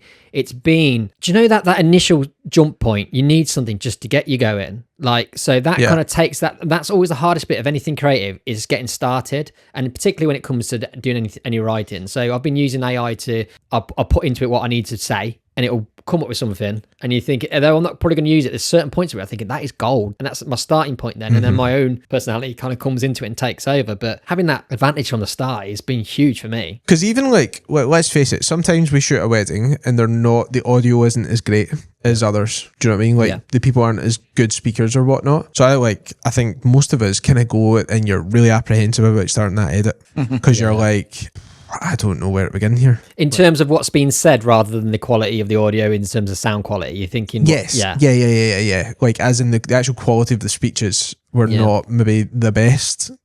And that's fine. Not everybody's great, like I said, at public speaking. And it's not a dig at anybody. It's just some people are better at it than others. But that obviously can make, if our style is very audio heavy, that can make things a bit tricky. Yeah. Like when it comes to how do I start this off? And that was the case with this one. Like, you know, they weren't Unreal but they were decent, but it wasn't just a simple, okay, I know exactly how this is going to get put together. So I used it, and yet it done a really good job of basically just starting that off, and it was like, okay, right, we're off. You know, we've kind of got it. We've got things ticking along. So it was a little experiment. Would I do it for every single one? No. But for those ones that maybe it's a bit harder to start, then it's a great starting point. Have you used it to transcribe your client meetings and to kind of give you the summary on them? No, but I've seen that Google Meets can take notes, and it basically it transcribes the whole call now, doesn't it? Yeah, and it breaks you down to the key points. It's amazing. It's like, and then you could add that to your CRM about that couple. So when it comes, because I do my pre-wedding chat about 4 weeks before, but in the heat of summer, you're then doing another 6 of those chats in between their wedding or whatever, and by the time you come around to them, you've kind of forgot a few of those things, right? So to have that kind of summarized for you, just to glance back at, and just little anecdotes they've told you, which is great to then take with you on the wedding day, and then building that relationship like we spoke before, it can be really helpful in that respect. Yeah, I guess I just thought of this there, just like, because Jason and I have kind of like started doing kind of mentoring calls with, as part of the podcast, with folk kind of like coming in, and I think like for me, because my background prior to doing this was like sales for the majority of it, like I'm always really, really keen to see how people are on like a sales call, like on that initial inquiry call. I'd love to just see how people are, more from like a kind of like coaching and feedback point of view, but I know it's a point that like a lot of people still struggle with. So that would actually be quite interesting, just to see if they could get that transcript from the call that we could then see. Do you know what I mean? So that you could give feedback on, because I think that would be super valuable. Can we go into that a little bit, Danny? Because this is something I'm always fascinated with guests, is what did they do before wedding filmmaking? Because majority of us started somewhere else first, right? Most people don't plan to come into wedding filmmaking. It finds us to a certain extent. But every single filmmaker I spoke to seems to bring something from their background and uses it an advantage in their life now. So you were in a corporate sales originally, were you? Yeah, so like sales management, ops management, marketing. But yeah, it's always been in that kind of like sales and environment. So like prior, way back at this kind of like start of my career, I was at like British Gas, kind of like insurance sales. That was for like 10 and a half years of my life that I'll never get back. But it was great, because I think being in that kind of like sales environment, you need to be able to, it really helps with like your communication skills massively, even up to, not even just from the actual sale, but from like on the day as well, because you need to have a bit of the gift of the gab. So that was kind of like, that was for like a large chunk of my career. But then, so I was kind of like sales manager at that point, but I was also kind of like the kind of deputy contact head at the time. And then we got made redundant in 2018. And Kirsty was pregnant at the time, which was interesting. But then after that, I kind of worked at a startup company. That's when I really got into like the data side of things, because I was the kind of sales ops manager for this kind of like new startup in Glasgow. Have you heard of airtime rewards? No, I haven't. No. Where you basically link your debit card to the app, and whenever you spend at certain places, you get money off your phone bill. So it was the same kind of idea, except you just got cash back whenever you shopped at different bits. But because of the pandemic, that we got like put on furlough, and I could see that things were not looking great when it came to like getting the next round of funding. So I kind of had to get out of there, because obviously we just had Frankie, and it was just it was a bit dicey. And that's what actually made me that was the catalyst for going, I need to make sure I've got a different source of income than just my day-to-day job. Because if this dries up, because I'd just been made redundant, a year later I'd been at a startup company, maybe not fully appreciating 100% what I was getting into, and not realising how volatile the space was going to be. But I loved every second of it, because it was so, I went from a company that was so much red tape to get anything done. If you wanted to buy new pens for the office, you had to fill out about 4 forms. Whereas we were like, at this new place, we were like making like decisions in small teams that would have massive impact on like the app that we were creating. So like learned a lot there, especially when it came to like the data side of things and the marketing. That was another thing where like it was a lot of like test, measure, learn kind of basis, and it was so good. And then left there, went to BT for like about 6 months and absolutely hated it. Just wanted out, because I was like, this is just like British Gas, I need to get out of here. I need an exit. Yeah. And that's what made me really push this and the wedding filmmaking side of things. And then my very last job before going full time with this, I was the city manager for the north of Scotland for Deliveroo. So that was like the best job I'd ever had. It was so good. It was like work hard, play hard. It was like the best pay I'd ever had, best pay I'd ever had in a job. Loved the team that I worked with. It had all the plus points, but I was so far gone down this journey. Yeah. Of like creating Rizzo Films that I was like, I had to leave it, but I didn't necessarily want to. But I was like, it was the best decision I ever made. And yeah, that's kind of, this is what, like 2.5 years later or something like that since I left there. So in terms of sales, when it comes to actually getting a booking over the line, is there anything that you're doing that you've learned from your sales background to make that happen, or is it a completely different process? Yeah, but I think there definitely is. I think a lot of it now, because I've been doing it so long, a lot of it's kind of like just second nature. Yeah. A lot of it's just, asking questions and getting them to try and give you as much information and giving almost like that positive reaffirmation that, oh yeah, based on what they say, oh yeah, that's, what I can kind of do.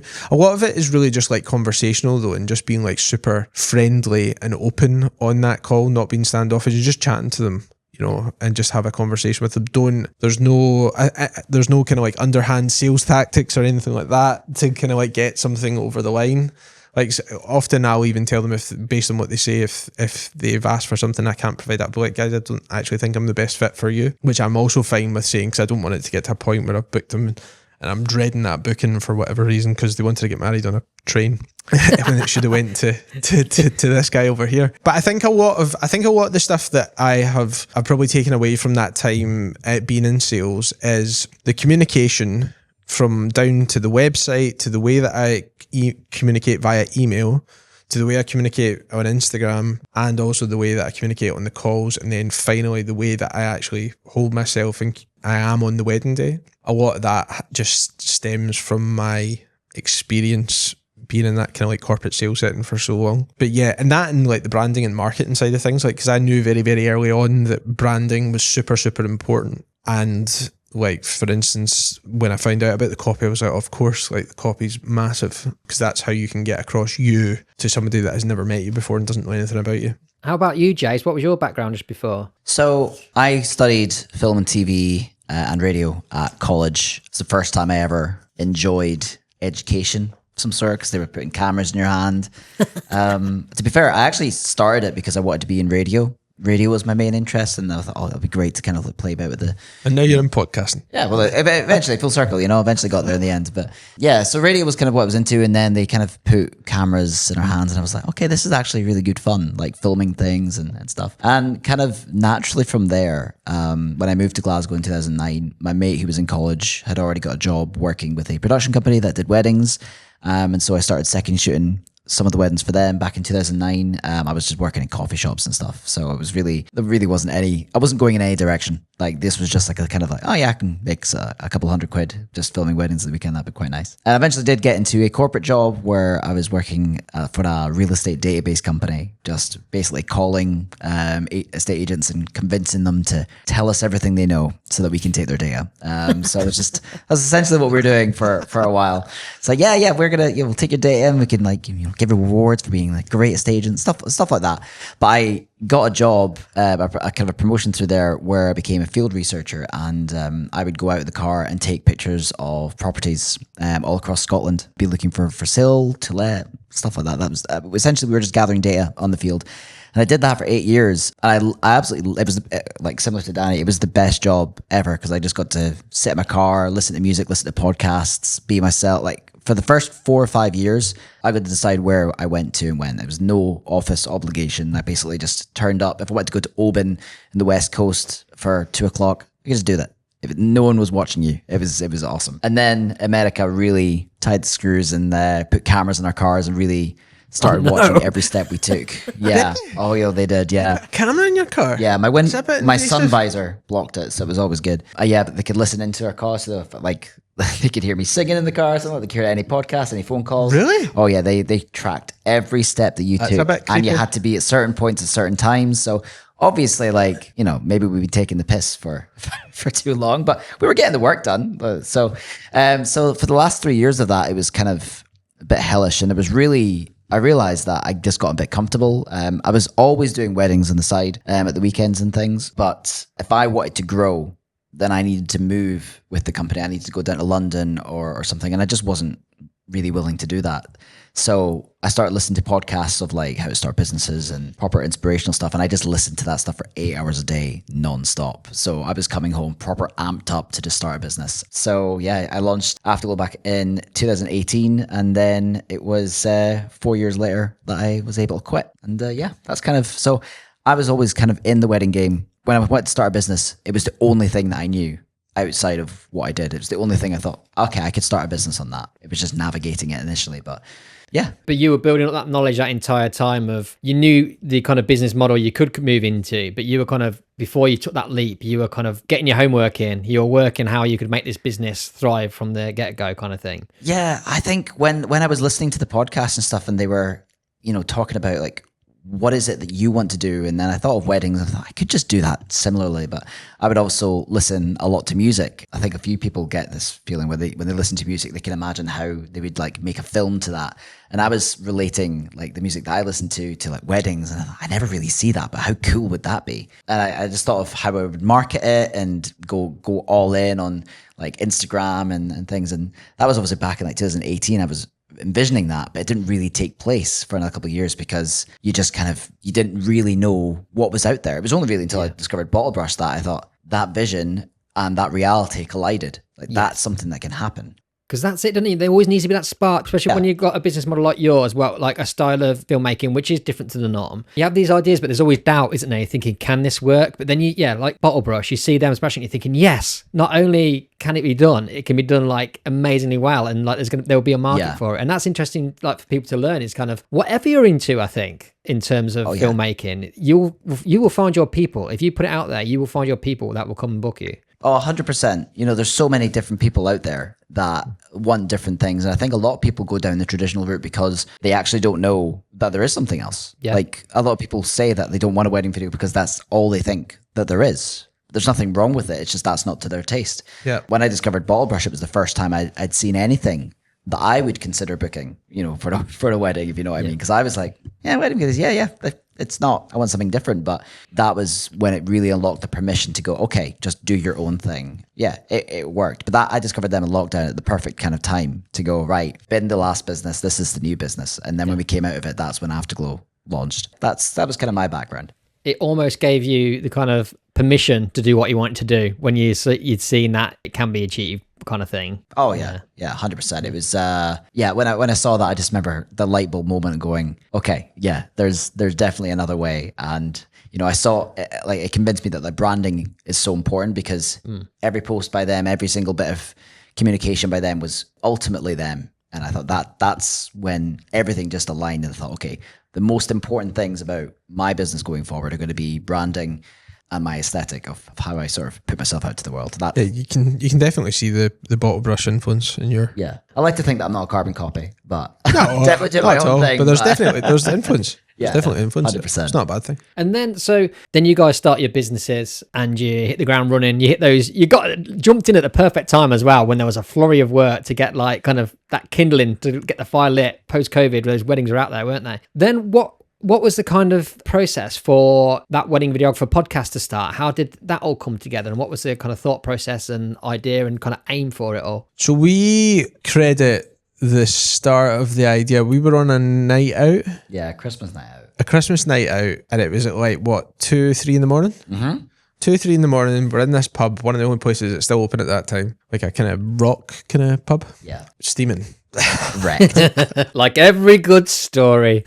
and we were like, I think you had said at the time something about, you want to start a podcast, and I was like, I want to start a podcast. What great idea, let's do a podcast. But I think like that was the kind of end of, that was the first mention of it. I think that was like the spark of like, it was okay to have a conversation. And I think we both kind of like thought about it. And then we kind of came together and we were like, do you know what? Like we listened to, at the time with the How to Film Weddings podcast, and obviously there's Make Better Wedding Films and stuff with Ben, which are both awesome. And there's a whole bunch of other things. There's the Level Up one with Taylor and yeah. And but I think the thing for us was we kind of felt like there was if you were somebody just starting out and you were maybe like struggling to get a booking for like say £700-800 or whatever, it's really hard to relate to somebody on a podcast when they're talking about booking a $20,000 wedding. Yeah. Because there's just like, there's no there's nothing there that's this that you can relate to. Just anything out of the UK market is really hard to relate to. Exactly. Yeah, I mean, I think, going back to when I was in the car, podcasts are what I'd listen to all the time. So I was very heavily influenced by the ones that were already out there in the wedding community. And there wasn't really one in the UK. Like, so I just got sucked into the whole American landscape of education and learning everything from them and seeing where they were compared to the people that I knew that did weddings. And it was so different. And I remember, like, obviously going back to when we started talking about the podcast, I had actually made the groundwork into starting my own when I had that conversation with you. And I did start it 2 months afterwards. Wait a minute, you had a bit on the side before you came to me? Well, you were the bit on the side, really. Yeah, get it right, Danny. If we're being honest, you're the bit on the side. And I started it and I just didn't like it. I didn't like the format that I'd gone down. It didn't work. Do you have those recordings? Somewhere. I need to dig them out. The podcast was called Am I Recording? Like, that was a pretty good name. But no, I didn't like it. Didn't really feel it was going anywhere. And then I texted you again saying, like, are you still up with the podcast stuff? And then it kind of just eventually thought the idea of getting this space. Yeah, it went full throttle. I think, like, and Kirsty, well, my wife will say this, like, whenever I do something, like, I go at it like 100%. Like, I started before we got married. Like, I started playing like squash, and like I'd already bought like 2 new rackets at, like, 300 quid each. All the and gear, like all the gear and stuff like that, and right into it. But I'm the same with anything. But I think with this, we were both quite similar in that regard. So we just went, right, if we're going to do this, we're going to do it. Yeah. And do it properly. But yeah, it just worked. And obviously sticking to the core value of, we want to, attract people who are, coming into the market, who want to, because when I started, there was really not much out there. And I remember just longing for something relatable to guide me from getting from A to B. Yeah. And then eventually get you to Z. And obviously, the stuff is relatable enough to people who are in our shoes as well, that are kind of going through the same things. Like, you know yourself, like as a videographer, it's quite isolating, and you just want that kind of reassurance that, okay, what problems we're going through, you're also going through, and these are kind of ways that we've maybe gone around it. Not necessarily knowing all the answers, but getting the answers through conversation. And digging them out. Definitely. But yeah, it's been a wild ride, and that's us. We're at the 10-month mark. I think we're at like 10,500 downloads now, which is insane. Nuts. And yeah, obviously this is now season 2. Because we've kind of put a bit of money behind it into just kind of like sprucing it up, and we've got obviously the summit coming up, which is super exciting, but we've got like really big plans just over the course of like this year and into next. We've already sorted out our speaker lineup for next year, which is awesome. And yeah, it's a great time to be a videographer in the UK, because it's not obviously just us. There's amazing podcasts all over the UK now, yourself included. Coda, obviously, last year, which was phenomenal for everyone to get to. So I just think if you're a wedding videographer in the UK now, it's just no better time. Yeah, you're totally spoiled for choice in comparison to what you were a couple of years ago. Yeah. And it's perfect, isn't it? We've got kind of you guys giving us the shot in the arm at the start of the year to get us as the season begins. As it comes around, as the season dies down, we've got editing season coming in. We've got Coda just to give us a bit of motivation for that last bit. So we've got this perfect motivation sandwich now, either sides of the either side of the season. Hi guys, just a quick break from the episode to tell you about some filmmaking products I've developed. The first are RooDogs. These are custom-made wind noise reducers designed for the Sony TX650 and 660 microphones. RooDogs not only help reduce wind noise and heavy breathing sounds, they also make the TXs look a little bit more like microphones and less like vapes. Here's a very unscientific demonstration of their effectiveness. For this test I held 2 TXs at my office fan at the same time, one with a RooDog on and one without. This is the recording without a RooDog. And this is the one with the RooDog. Without and with. The other product is the Yeti strap. This is a storage solution that can fit up to 6 Sony TXs, and it has a Velcro backing so it can be attached to the inside of most camera bags. It helps keep all your TXs together and stops them getting scratched. All these products are available from my shop, roo-films.com/shop, or follow the link in the description of the podcast. Now back to the episode.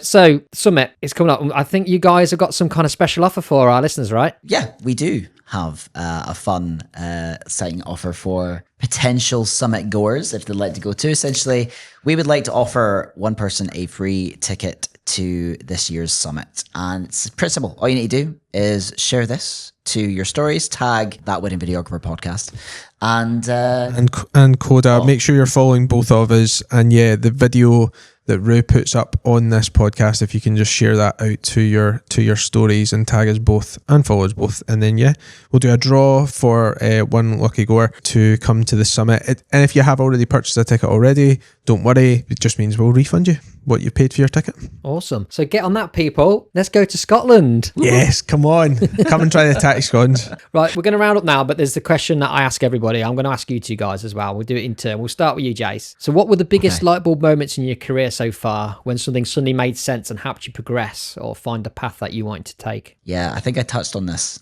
but it definitely was during lockdown. And when I saw a brand that spoke to me for the first time, in this case it was Bottle Brush, that's when I ultimately got the permission to chase my own personality, bring out what it is I really wanted to do, because beforehand I didn't think I had permission to change the status quo of what the industry had. Although I didn't change it because I was inspired by someone, that really changed everything for me. The music styles I chose, the way that I shot films, the way that I dressed at weddings, the way that, I chased branding. Everything changed when I got inspired by someone. And it was having the confidence of going, okay, I've got clients booked. How do I convert them into this new way of me making films? Because they've booked me previously. And I think a lot of people say that they'd like to kind of change their style, but they're worried about offending the kind of couples that they've booked already. The way that I approached it is that I didn't manufacture the wedding into the way that I wanted to. I always saw weddings as fun, and I always saw them being energetic and funny and crazy. All I did was just replicate that in the film. So I didn't just make it look like an earthquake in the dance floor. The dance floor was jumping. And when I showcased that authentically, that was the kind of light bulb moment. It worked for me, because what I was doing before was actually just making it romantic for the sake of it being a wedding film, not actually telling the story in the authentic way that I think it should have been. So yeah, be yourself. Go for it. Sound advice. I think for me, probably it was really, so having obviously not been at this that long, I think the thing for me was probably more looking at like the education and really soaking up as much of that as possible, because I know that I put a lot of how far I've came in a short space of time down to the education, I guess, that I've consumed. Firstly, I guess one of the first ones was Adam Wing's course, just on terms of how to edit a wedding film from start to finish, which up until that point I'd only second shot, so I'd never actually properly edited a film. That was monumental. And then all the other kind of bits of education that I've kind of soaked up over the time that I've been doing it, which has just continually helped me to kind of fast track this process of having this wedding film business, and just taking all these little bits, these tidbits from everybody, and just starting to implement them into my business has been monumental for me, and I think for most people. I think that the whole education thing, certainly a few years ago, I think it's warming up now, but it was a lot of the time it was viewed by people as somebody trying to sell you snake oil kind of thing, which I can wholeheartedly say, for the education that I have purchased, it's been transformative in my business and worth every single penny and every single hour that I've invested into it. And I guess I would probably say and encourage, if you are on the fence about something when it comes to education, maybe don't be and kind of wrap it up. I mean, obviously, Rue, you've now recently launched your super duper course, which looks awesome. That's for somebody just maybe starting out, or maybe a photographer that's interested in making that same kind of journey that you've went through. It's a fast track. Almost, it's a cheat code, isn't it? Yeah. Just to I like what you did there. It is, yeah. But it is a cheat code to just and getting ahead. So yeah, 100% go for it and go all in, because between us, we have spent a monumental amount of money on education, between the How to Film Weddings courses, the masterminds, Ben Journey's latest one that he done on advanced editing, which was phenomenal, so good. I've taken so much from that. These things are just you might know a lot of the things that are in it, or some of the things that are in it, but there'll be some stuff in there that you're like, oh my God, that's like game changer. I mean, I'm completely biased, but there are other courses available, obviously, but I'm doing the course because I believe so much in education. I learned so much from it as well. So from the courses I've done, like Phil White's back in the day was incredible for me and gave me the footing to progress. But yeah, that's the idea of these courses. They do let you kind of just skip those first few years of the trial and error because it's done for you. But as long as, of course, if it's presented in a way so you're learning from that trial and error someone else has taken, rather than just telling you do this, I want to know why do those steps need to be taken. So find the filmmaker that you like, see if they get some education, learn from them, because it will push your business further on. And even if it's there's stuff that you don't know about, you learn that, it's amazing. But also if they tell you things that you already know, it's just as valuable reaffirming your thoughts on it to know, right, I am going to take the right steps here. That's valuable as well, I think. Exactly. Or getting the same result, but just the journey to doing something is a little bit differently, especially when it comes to editing, because I remember I was doing stuff the long way round, like the long way round. And it wasn't until I watched Adam's course, I properly, and I'd be like, that makes so much sense. That has literally just saved me about 6-7 hours a gallery. Yeah. Truly. Just in the order in which he was doing things. And that was huge. So there will always be stuff like that in these bits of education that you watch, and that latest one that we done with Ben, the advanced editing was no different. So yeah, lap it up, and I'm sure yours will be the same, Roo. It's open. But guys, thank you so much for coming on. Thank you for the offer as well to our listeners. So hopefully they'll be sharing the post that we put out to have a chance of getting into that and get themselves up to Scotland. And even if people have already, am I right in thinking that if they've already bought a ticket? Yep, if they win, they'll just get a refund. Yeah, we're super excited to have everybody up in Bonnie, Scotland. And yeah, thanks so much for having us both on. Like you said, it is a proper full circle moment for us getting you on as our first guest back then. So yeah, thank you so much. Really appreciate it. No worries, guys. It's awesome what you guys are doing, and it's just amazing to see how the wedding filmmaking community is just growing, and there's so much more information out for us now, just to all of us create thriving businesses and help support each other. So thanks again, and I shall see you all on April the 1st, right? Yes. Can't wait. See you then. Awesome. Cheers, man. See you. See ya. Thank you so much for listening to this episode of the podcast. To find out more about what we have to offer in terms of our conference and also our educational resources, visit coda-conference.com.